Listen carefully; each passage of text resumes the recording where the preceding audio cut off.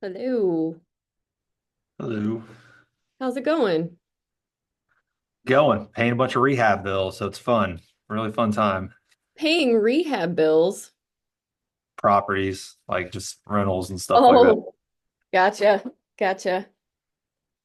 Yeah, not rehab like I'm in drug rehab, but I was like gonna say like no, like I was actually thinking like physical therapy rehab, but um, yeah, that sounds like a lot of fun. yeah. Hello everyone. Hi. Wow, we've got a lot of people joining us today. It must have been that last minute email I sent out reminding everybody. Hi, Nicole. It's Gypsy. Hi. Hi, Gypsy. I see ya. Hi. How's everyone doing? So my lovely Kate, um, for those of you that are not aware or don't follow me on social media, Kate is on a cruise this week, but she lost her brother last week very abruptly. And so she took off, went on a cruise, and she's usually my assistant in helping people accept people into our meetings. So does anybody want to take that task for me? I'll do it, Nicole. Okay. Are you on your phone?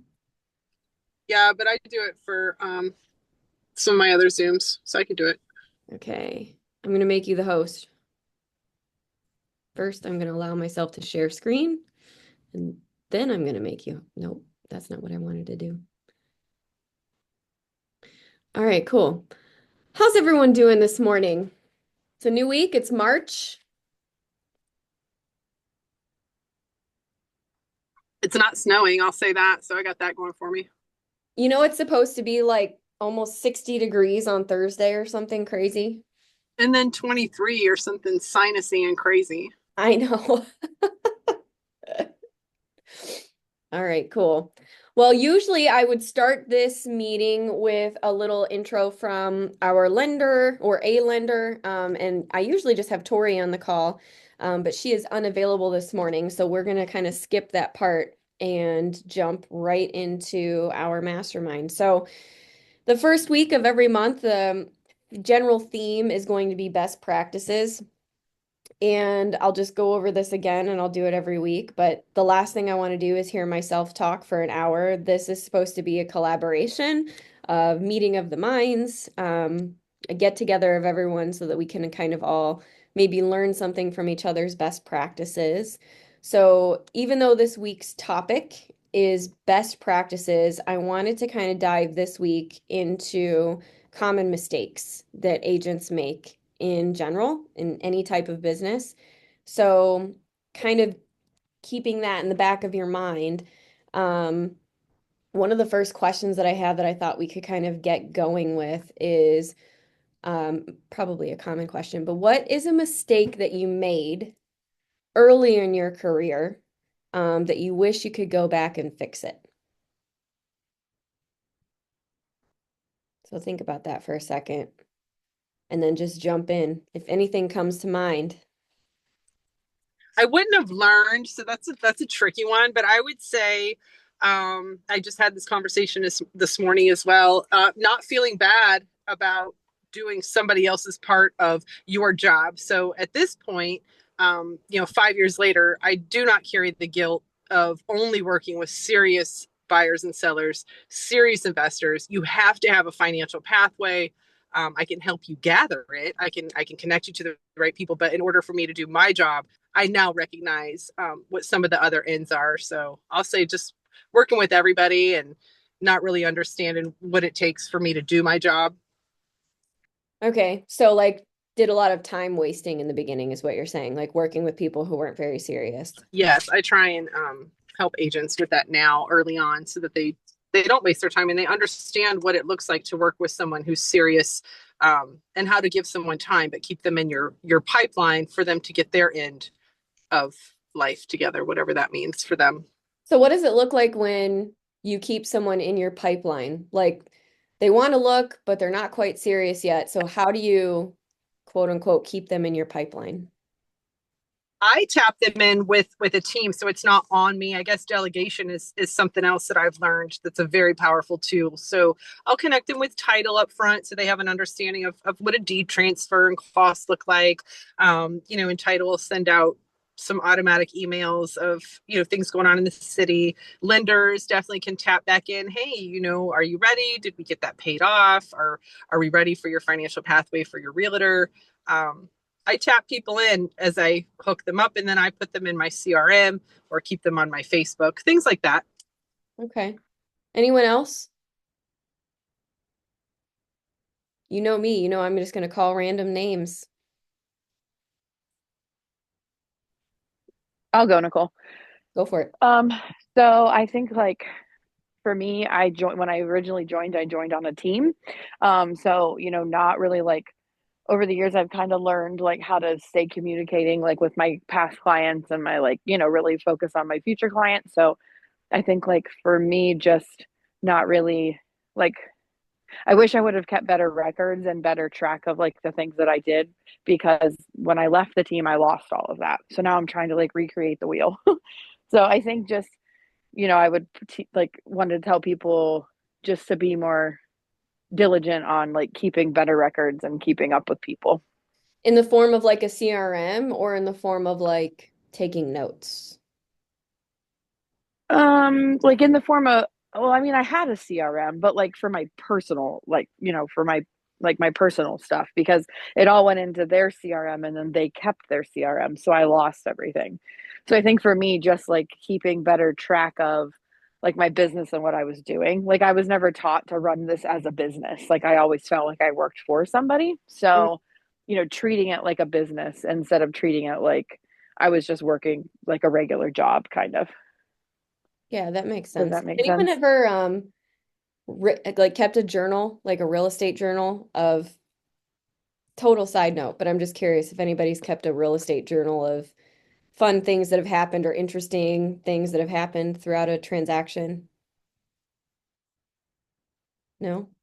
Someone told me to do it at the very beginning of my career, and now that I'm a decade in, I look back and I wish that I would have kept a journal of some of the things that happened at the beginning. You could have been like a best-selling author by now. You know what I mean? Wrote like an entire book if we had all done that at the beginning. We could have all like pulled together.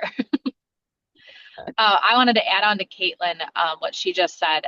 Can you hear me okay? I'm on my car Bluetooth. Yep. Yeah. Can you hear me? Okay. Um,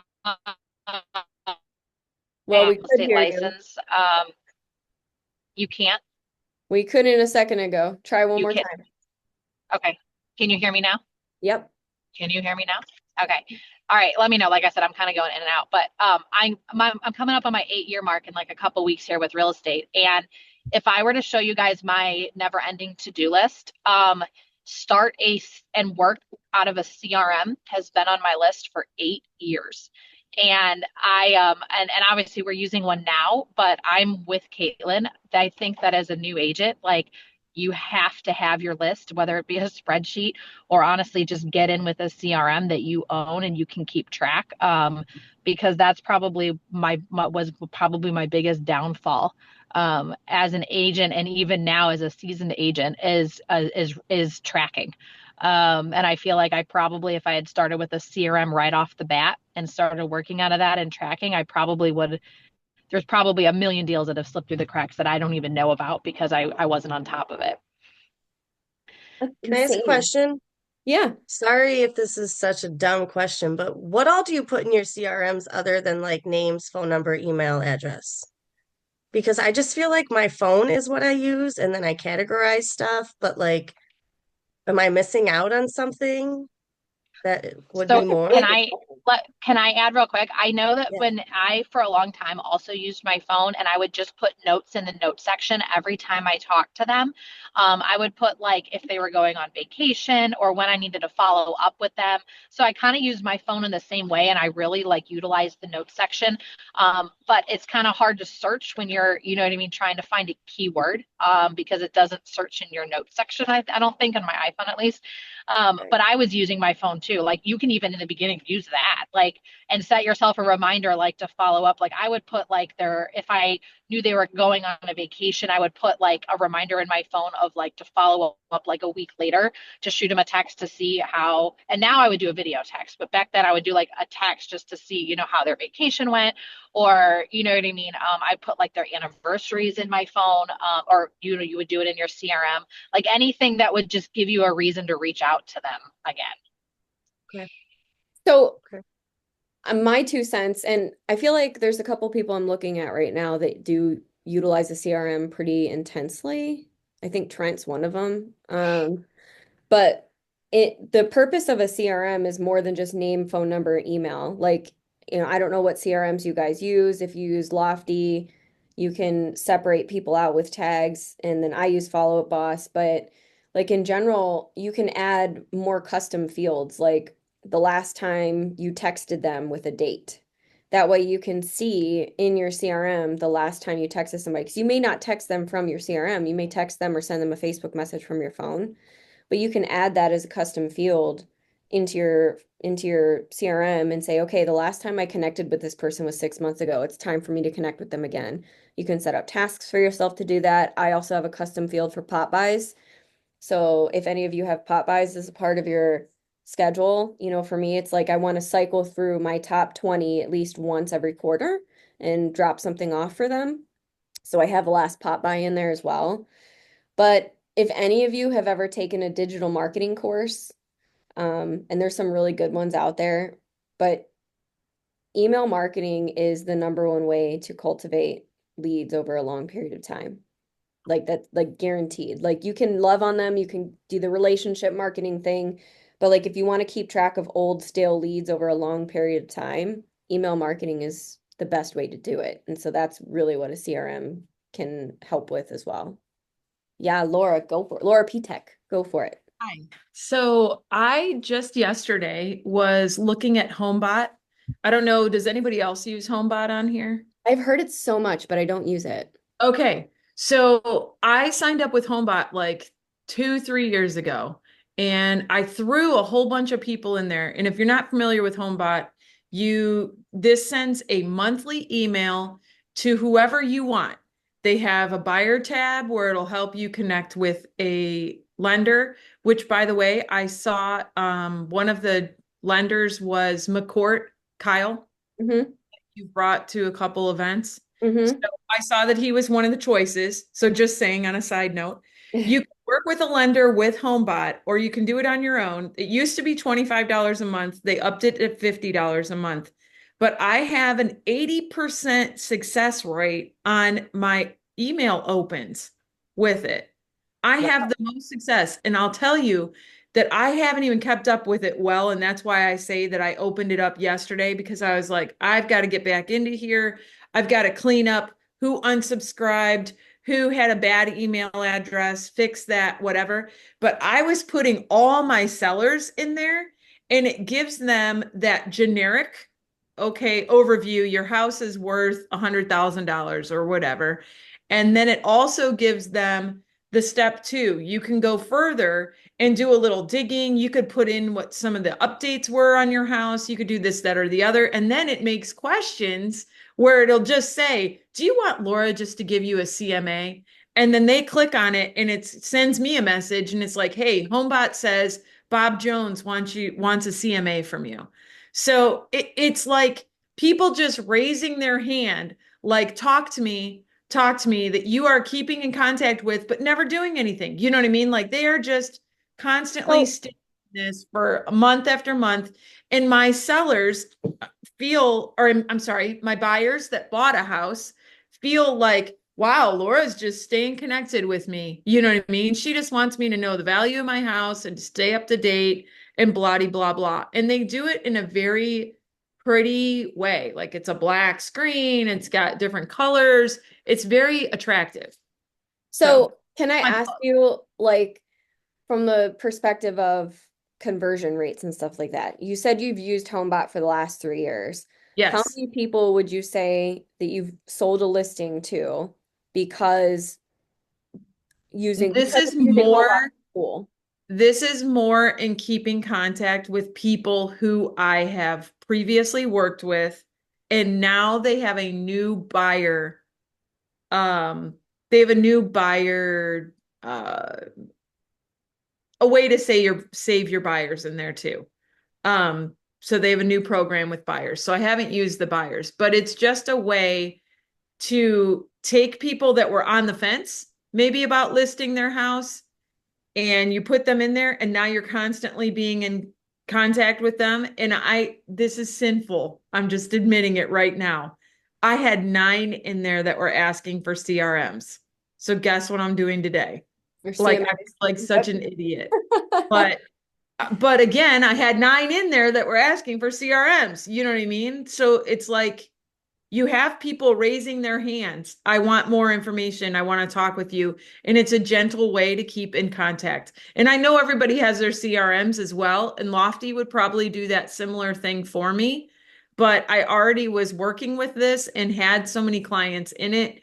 Now, today, I'm just going to beef it all back up and fix I it. wonder if it integrates with Lofty or Follow Up Boss and stuff like that. It does if you work with it had a little I was playing with it last night because it does integrate with BombBomb if anybody uses BombBomb. Okay. And it does integrate with, it says like will integrate with your CRM um if you had this additional program with it. But yeah. All right. So maybe actually maybe in Work Vivo, Laura, can you post a couple things about your experience with HomeBot, and just that way people can see that and click on it? And I don't know. Yeah, I was talking to my lender last night and I was like, get on board with this so that we could do this together. You know what I mean? Because I had Yeah. told him a long time ago, then it fell through the cracks. Then we were all busy, and then you know the story. So I was like, get on this so that we're working together and we have the buyers together and da da da da da. And because it really like boosts you and the lender. And I Mhm. also, when I do an open house, I have my candy bar, and my QR code on my candy bar is HomeBot, because that'll just give them the instant, your house is worth 150. Well, wait, do you think that's right? Click. Now, when do you think that's right? Name, address, email, all that. You know what I mean? All that stuff gets entered, but they get the information that they want immediately. And I kind of like that. It's no bait and switch where I'm like, okay, now that you scan that, give me all your info. You know Okay. what I mean? That's Yeah. just what I like, what I prefer. Well, the reason why I say, if sometimes with these programs and stuff, if people sign up and they use like your special code, you might get a discount or something in the future. So I was going to say, since you're the one that brought it up, if you could post your code into Work Vivo, and if people want to Sure, sign I'll up. look into that. Yeah. All right, cool. So, anybody else want to talk about maybe a mistake that they think they made, or something they wish they would have done a little differently at the beginning of their career? Go for it, Michael. Okay. Well, I would say 2 things. One, what we're talking about is the CRM. 21 years now in business, and I probably have only been using a CRM maybe the last 3 years, maybe 3.5. The team I was on really didn't push CRMs. We would talk about it, and it was no, we have internet leads, and so it was never pushed. The first year I did a basic CRM. I think I realized about $1.5 million worth of business the first year directly from it. So I would say that. But something I've learned since I left the team I was on for 13 years was be yourself. Even now when I post things on social media, I think, man, if I was still on that team, I wouldn't be allowed to post this. And a lot of people say they love seeing who I really am instead of me kind of worrying about being right for them. So Right. I would say the biggest mistake was just be yourself.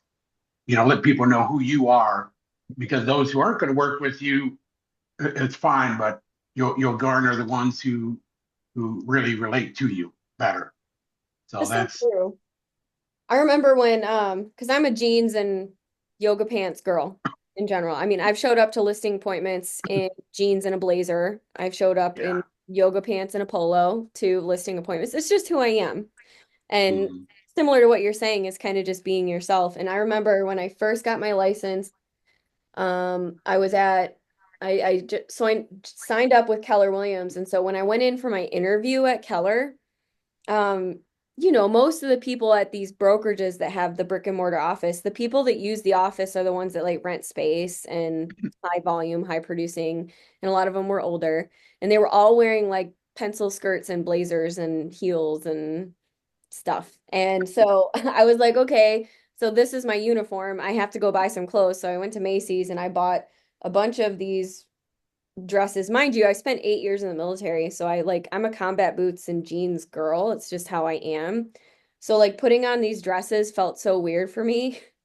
And I did it for about a month and I just said, I cannot do it anymore. This is not me. And I still was able to grow my business, but just like you said, it's it's all about being yourself and like attracts like. And what was Yeah. I gonna say? The book. I mentioned this book I think like a month ago, but Lee Brown wrote a book called Outrageous Authenticity. And it's a short book. It's an easy, like 2 or 3 hour listen on Audible. But it really spoke to me, and I've lived by it almost every single day since, just because it talks about like if you're going to grow a business, the best way to do it is to make your own personal brand and be yourself, and you're going to attract the right people to your business, the type of people you want to work with. So I suggest you guys You, read. Has anyone read it? years ago, back when I was with Realty One, there was a guy, Glenn Frankel. I don't know if anyone knows him. He retired years ago. Um, he probably did 125 deals a year himself. He had one assistant and him. And he would come in a polo, khaki pants, and casual shoes all the time. Glenn did a ton of business, and I said something to him. I'm like, Glenn, I don't understand. Like, how do you get away with that? And he said, oh, Mike, listen. He said, I walk in the door, they look what I'm wearing. He said, as soon as I open my mouth, they know I know what I'm doing. He said, it doesn't matter what I'm wearing.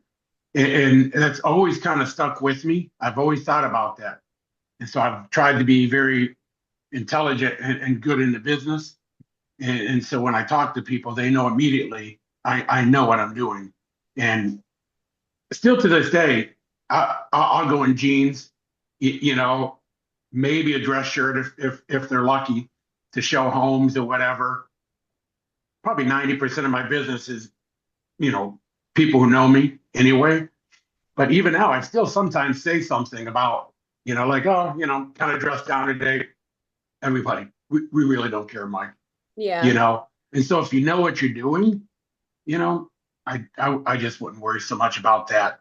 I would worry more about what's coming out of your mouth and what you're wearing. It's kind of like Anybody the can go to age the store old and buy a suit. It's like the age-old saying of, a lot of agents when they first come in the industry, they gravitate towards really big name brokerages. Like where I am in Northeast Ohio, you've got Howard Hanna and Cutler, especially North Canton where I'm at. There's a lot of different big name brokerages, and a lot of the agents flock towards that because they feel like being with a big name brokerage is going to help them sell more houses. But at the end of the day, it has nothing to do with the name of the brokerage that you're hanging. It's about you and your relationships and how you brand yourself to the community. And I don't think the brokerage has really anything to do with it. That's just a bonus, in my opinion. Yeah. One last thing I'll say, and I'll mute myself.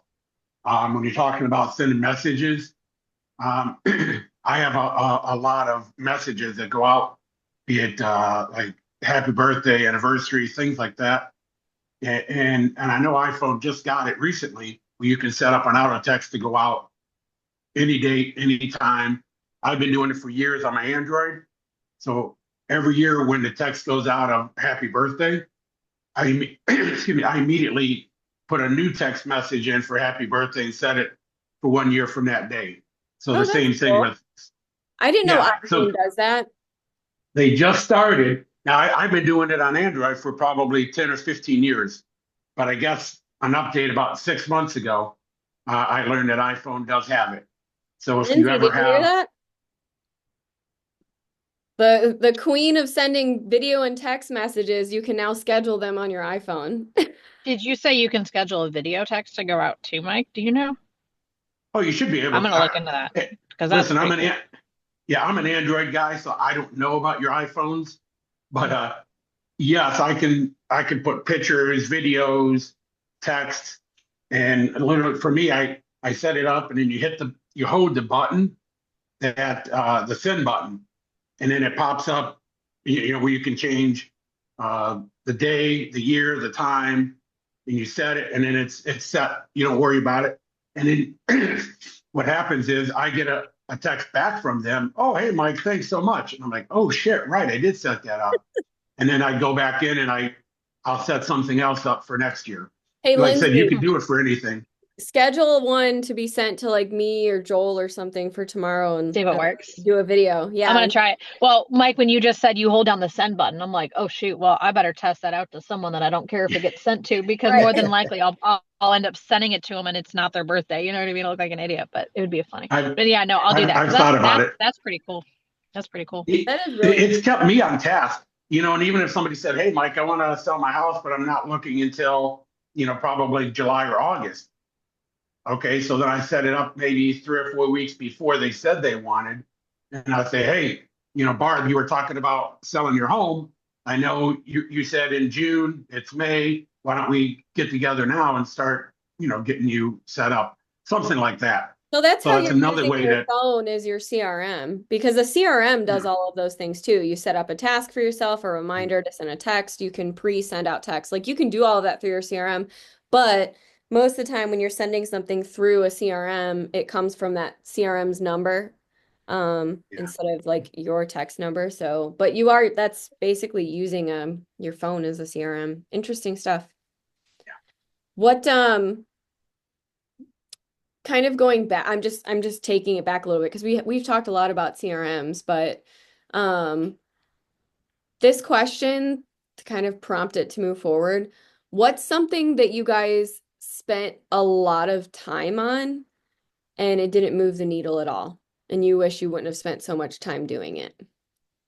I got a great one. Go for it.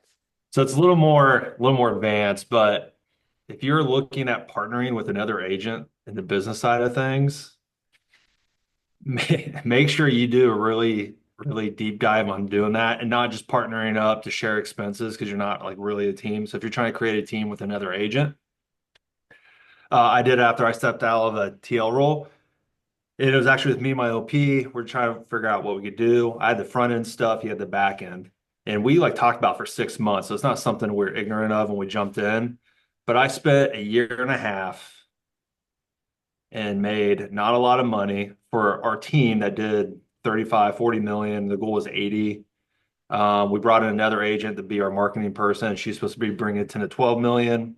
And she only did like 2 million after she came over. So it kind of hurt us there. But if you're thinking about partnering with someone, you really got to have dynamics set up. There's a really good book. I forget the name of it, but it lets you figure out what type of personality. I want to say rocket fuel. Is that it? Mm-hmm. It's a great book to read if you're ever going to partner with someone, but just make sure you treat it like a business and you have a really good agreement. So when you guys get in the business, you know how to separate the business.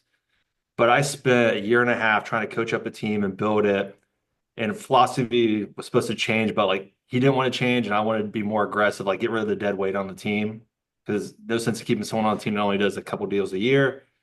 But what happened was I just spent a ton of time, a year and a half, and got nowhere with my business. I actually lost all my old business with some CRM issues and moved the needle absolutely nowhere in regards to where we're trying to take it. It was a great lesson. I don't regret it. I lost a couple $100,000 like throughout production and just missed sales and, threw in a lot of money in the team and try to get to grow. So it's a little more advanced, like probably conversation, but I even when I was running our office, I told people if you're a partner, you got to treat it like a real business, have a good entrance, and if it doesn't work out, you can exit. I've seen too many agents just partner together, and it doesn't move the needle forward. The person still does 5 million, that person still does 5 million. They do 2 million together, and they just share expenses. So from my own point of view, I thought I knew what I was doing. It just didn't work out too well. So if you're ever thinking about partnering with someone, really dive into that and be really analytical. You got to be like worst case scenario situations with it because it'll set you back like I did about a year and a half and good lessons learned, but it moved me backwards when I could have been producing quite a bit. I think that concept can be applied towards not only expenses when it comes to partnering with people, but expenses that you're spending money on in your business that you don't need to spend money on. Like, I mean, I know agents, and I've done it myself, where I am spending like, gosh, that reminds me right now, I have a sauna still, and I spend $150 a month for a sauna, and I was supposed to cancel it 3 months ago. Got to write that down. But it's like it's just a waste of money. It's a waste of $150 a month. You know what I mean? And like people that pay for a CRM and they never use it. Like the best CRM is the one you're going to use. If you're going to use your phone, don't pay for a CRM or Zillow leads or realtor.com leads. If you don't have the conversion skills and a CRM to work cold leads, why are you even paying for the leads in the first place? It's a waste of money. There's a girl on my team, I won't mention her name.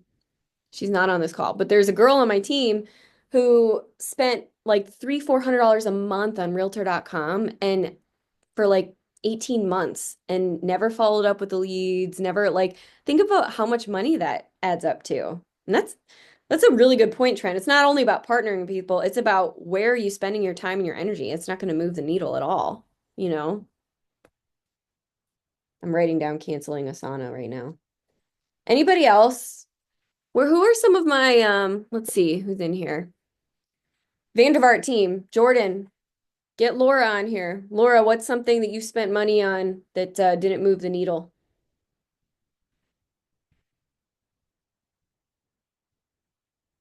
Ooh, I called her out. She better show up. Okay, I'm here with my team. I can hear Emily laughing in the background. So I had answers to both questions, but I was driving. So something I spent a stupid amount of money on was Just Solds. In the year 2021, I spent about $9,000 on sending a bunch of Just Solds out. And I got one. It's all right. Leave it on Jordan. Okay. And I got one phone call from it, and it ended up being a disaster listing that I took, and then I actually bowed out of and connected the buyer and seller, and I wanted nothing to do with it. Wow. $9,000 on Just Solds. That's print marketing for you, though. I know. Yeah. Digital marketing is where it's at these days. Like I don't see a lot of ROI on print marketing. All right, what's your number 2? Oh, that was the question you started with what did you do earlier in your career? I remember I was read the Riot Act, but what I had done was the seller had no money to do any repairs, and this family wanted the radon mitigation system in place, and they were going to pay for it.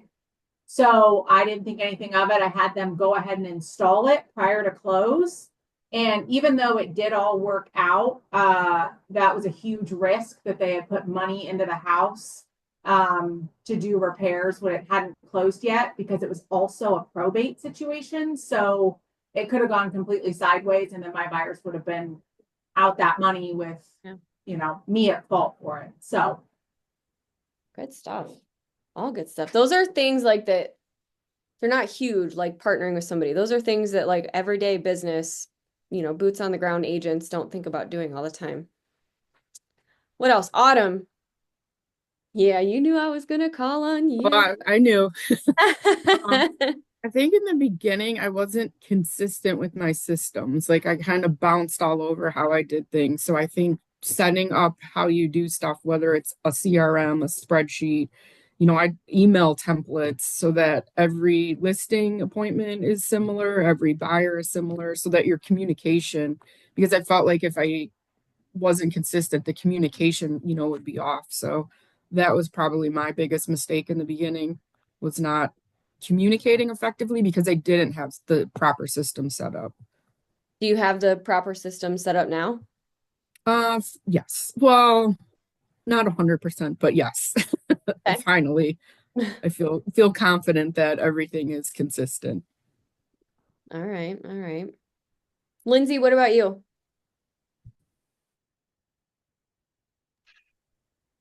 I think I've lacked with consistency over the years. So I'll get this grand idea where I'm going to be like gung ho, where I'm going to tell myself I'm going to do. I'll give you an example. 2 years ago, I was really big on porch drop bys and I was farming neighborhoods. So I had three neighborhoods that I rotated between that were kind of in my backyard. And where one, every 3 months, that neighborhood was getting a porch, like an actual gift drop off. And I'm talking the entire neighborhood. So we're talking like 375 houses every single month. I was rotating between three neighborhoods. And then on the off months that they weren't getting something on their front porch, they would, I would be in contact with them via email or something like that. Or I would be dropping something in the mail where they would get like a postcard in the mail from me. And I had this grand idea that I was going to do these porch drop bys for a full year. I was going to commit to it. And it actually, I think I lasted 3 months and it was actually great. Like I said, I never got anything from it, but I felt good about what I was doing because I knew it was a long-term plan. But even knowing it was a long-term plan, I did not commit to the long-term plan. So after 90 days, it got, one of those, it was expensive. Like you said, print marketing is expensive. Getting little baggies for 375 houses and trying to keep them under, a few bucks a bag, like it's expensive. And when we don't see like instant gratification, when we don't see like instant results, you know what I mean? We think it's not working. And so I had gotten into that mindset, well, I need to put that money someplace else. So I guess for me, I was spending a lot of money on a long-term farming plan that I think probably would have worked if I had actually stuck to my plan. But in the meantime, I felt like because I didn't and I dropped it, I spent a lot of money in those 90 days or 120 days, however many days it actually was, and nothing came of it. So again, I think knowing realistically how long a type of campaign like that might take before you actually start converting, I think, and being committed to the process and having that in the budget was important, and I didn't. So I think I just felt like I had wasted a lot of money, farming those three neighborhoods for 90 days, and I didn't commit to the full year that I had planned to. I think most agents, almost every agent that I've ever met at one point or still does suffer from shiny object syndrome. I mean, we all do. Yeah, Hannah's like me. But I mean, the grand idea of I'm gonna do this and I'm gonna do it really well and I'm gonna get some leads from it. It's fantastic. And most of the time it works if you do it consistently. You know what I mean? And if you don't do it, it's not gonna work. Who here does keeps really good track of their P&L, their profit and loss, what they're spending money on, what the return on investment is? If you don't, you should. I mean, I'm not the best at it either, but if you have notes, write this down. When you're looking at profit and loss, I like to use the triangle in a lot of different things because it's easy to think about and go like this. But when you're looking at activities that you're doing to grow your business, you want to look at the triangle. So you're going to look at the three sides of the triangle. All good, Trent, go for it. You're going to look at the cost of the activity, the time it takes to complete the activity, and the ROI that the activity is going to bring in. So if you're looking at that triangle, you're going to look at time, cost, ROI. And the reason why this is so important is because if you are, let's talk about open houses. So if we're going to assess an open house as a business generating activity, we're going to look at how much time does it take me to do, how much is it going to cost, and what's the expected ROI. And the reason why I like using open houses because it's very little time investment, a couple hours a week, right? Very little money investment if you do anything at all, really. I mean, some people like to bring waters and cookies and do some print, but let's just assume maybe $25 is what it costs to do an open house. So you have very little time invested, you have very little money invested, but the ROI, the return on investment from doing open houses regularly is through the roof compared to other things that you could be doing. And so let's assess it from that. Now, if we were going to go, let's talk about Zillow as a lead generating activity. Zillow is going to be, a medium level time commitment because it's that initial call, and then a lot of times there's a lot of follow-up involved, so it's medium level. The cost is through the roof. It's very expensive to buy those leads, but the ROI is high as well, right? If you do it right, if you have the converting skills. If you don't have the conversion skills, if you haven't done conversion training, the ROI is going to be lower. So you have a high cost, a low ROI, and a medium amount of time that you have to invest into it. So is that going to be, if you were assessing it from the triangle, is that going to be a good investment for you on a lead generating activity?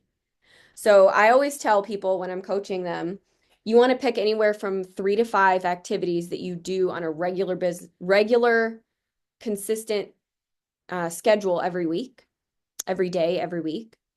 And don't do more than that. Don't get shiny object syndrome. Don't say, oh, that's a good idea. I'm going to do that too. Because once you start pulling in 800 ideas, you're never going to stay consistent with anything. You're never going to do anything at all. You're just going to keep trying something new every week and you're going to have no measurable results. So you want to pick 3 to 5 activities that you can do weekly or monthly or daily. You want to stick with those activities and you want to assess each one of those activities by the triangle, the time, the ROI, and the cost. And pick ones that suit you. If you have very little money to invest, but you have all the time in the world, maybe activities that take more time and less money is going to be the best investment of your time into that activity. Does anybody have anything to say on that? Is that something they haven't thought about before?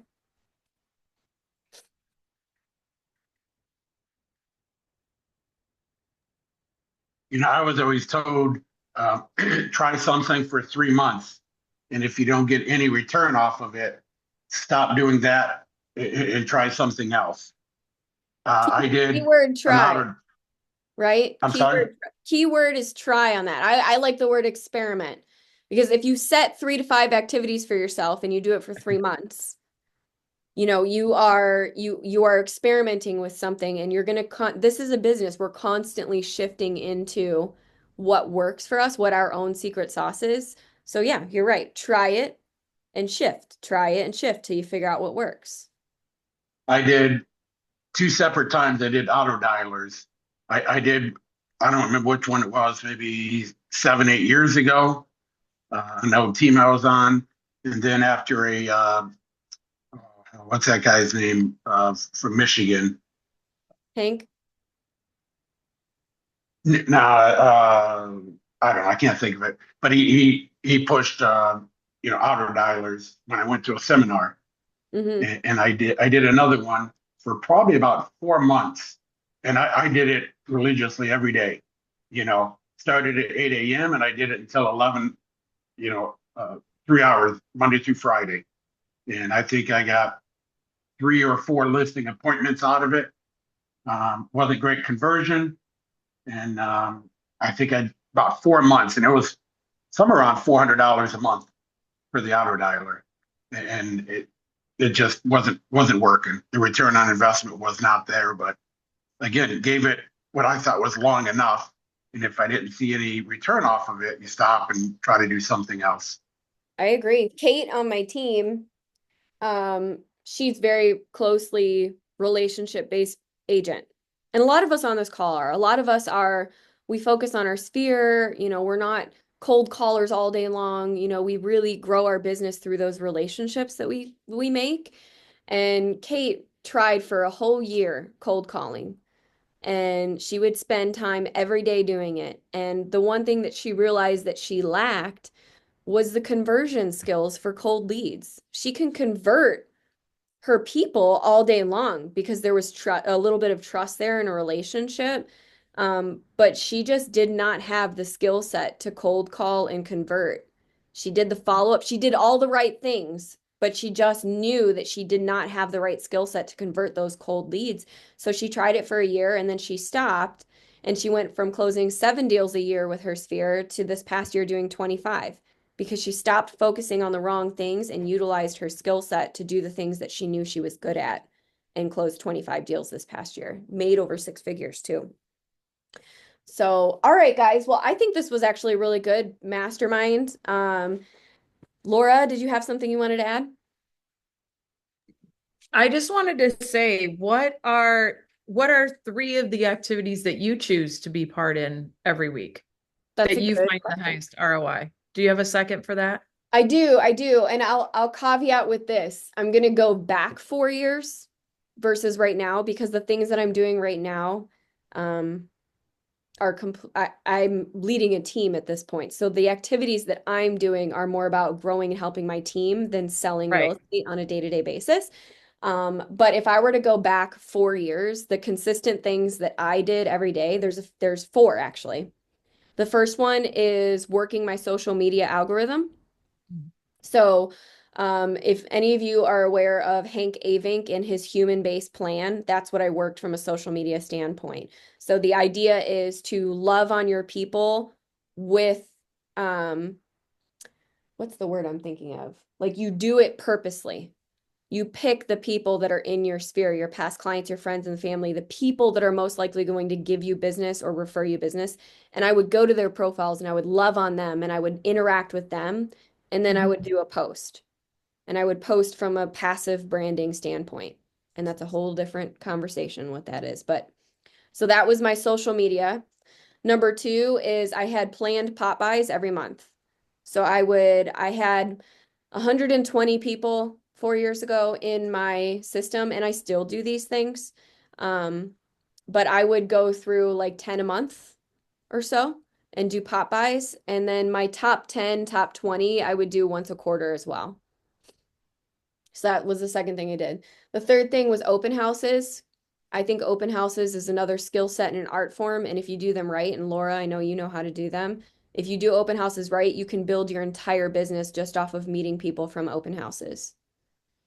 So that was the third thing that I did. Social media. Hold on, let me think. Social media, open houses. Oh, send out cards. I also use send out cards. Now my team just implemented AM cards, which integrates with Follow Up Boss, my CRM, so I can send a card straight through my CRM based on templates that I have in AM cards.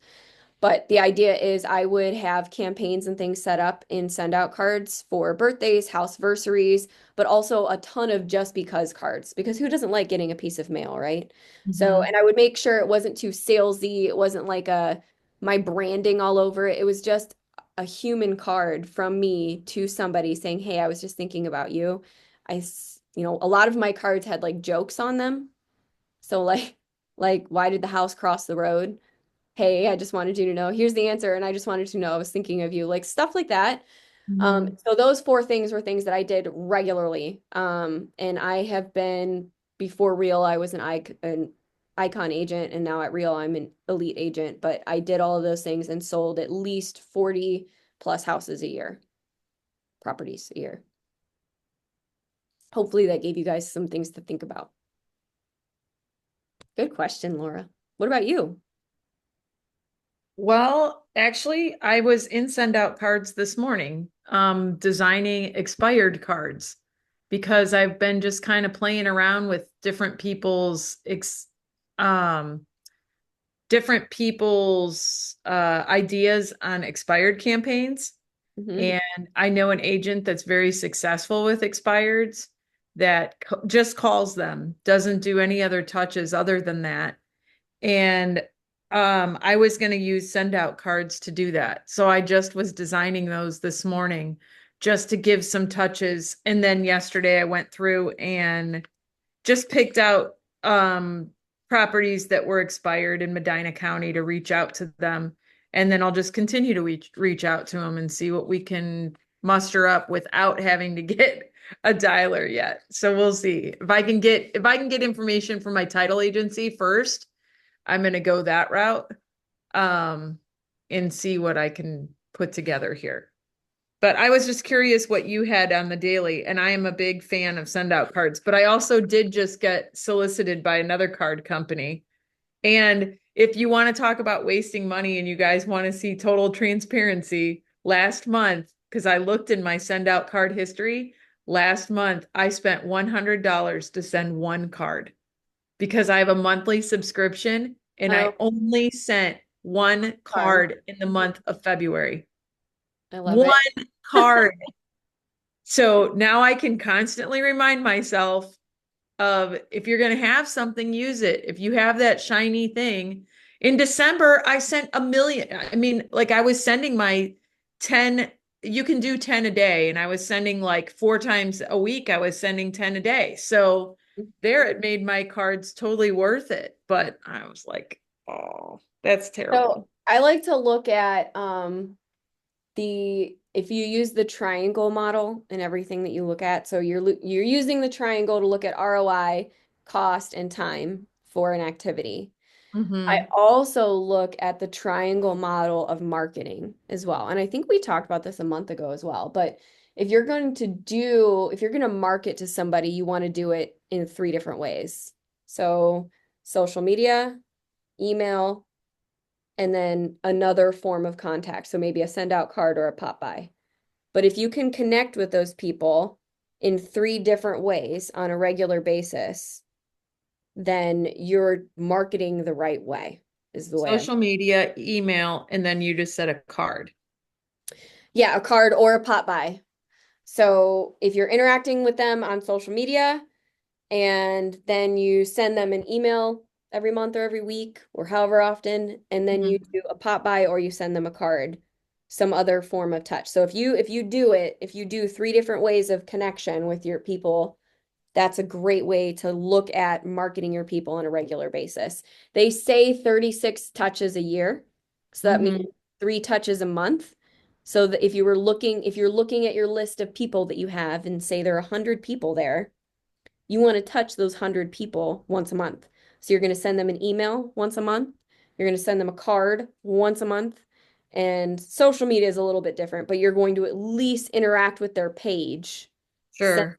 once a month, right? And that's bare minimum. I would do more than that. But if you wanted something to follow, that would be what I would follow. Okay. All right, guys. Well, that was an excellent call. I'm going to post it to Work Vivo and stay tuned. We have some really, really exciting Reel of Ohio news I coming think soon. it stopped recording at 10:30, just so you know. That's okay. Nope, I'm still recording. That was Otter AI. That was Tina's Otter AI. Oh, okay. Yeah, I am going to post this to Work Vivo and stay tuned because we have some really exciting, very big news coming in the next couple of weeks here in Well, Ohio. tell us now. I can't, Yeah. can't tell you, but stay tuned and log into Work Vivo and check Work Vivo because that's where it's going to be posted. All All right, right. guys. Thank you. All right, have a good day. See you next You week. Thanks, too. Nicole. Have a good day. Bye, everyone. Bye, love.